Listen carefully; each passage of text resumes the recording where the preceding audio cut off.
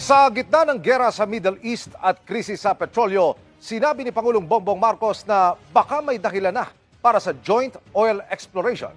Kasama po ang China sa West Philippine Sea. Nakatutok si JP Soriano.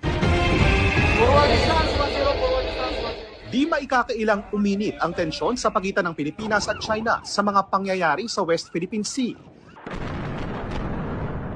Pero sa nangyayari ngayong gulo sa Middle East at krisis sa petrolyo, sinabi ni Pangulong Bongbong Marcos sa panayam ng American media agency na Bloomberg, bukas siya na i-reset ang relasyon sa China. I think it's certainly going to happen.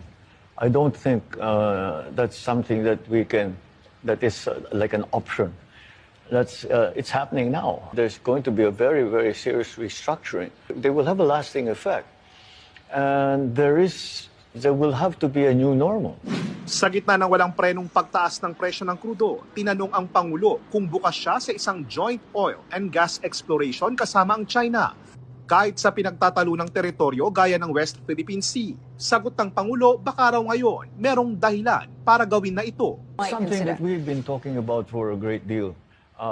But the territorial disputes will get in the way of that. Maybe this should provide impetus for both sides to come to an agreement. Punto ng Pangulo, hiwalay naman daw ang kalakalan ng dalawang bansa sa away nito sa teritoryo. We've always tried to differentiate the territorial disputes from our trade arrangements. Many investments still of the big programs here of the government are coming from China. And they have not used this as somehow, they haven't leveraged this in any way.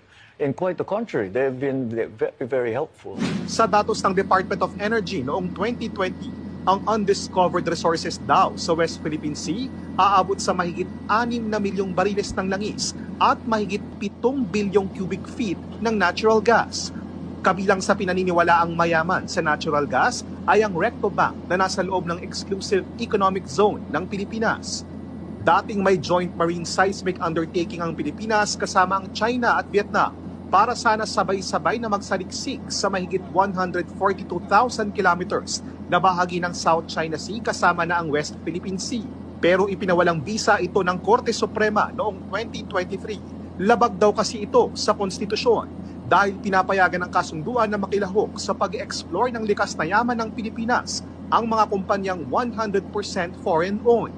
March 2023, sinabi ni dating DFA Secretary Enrique Manalo na mag-uumpisa ng muli ang exploratory talks ng China at Pilipinas para sa posibleng joint oil and gas exploration.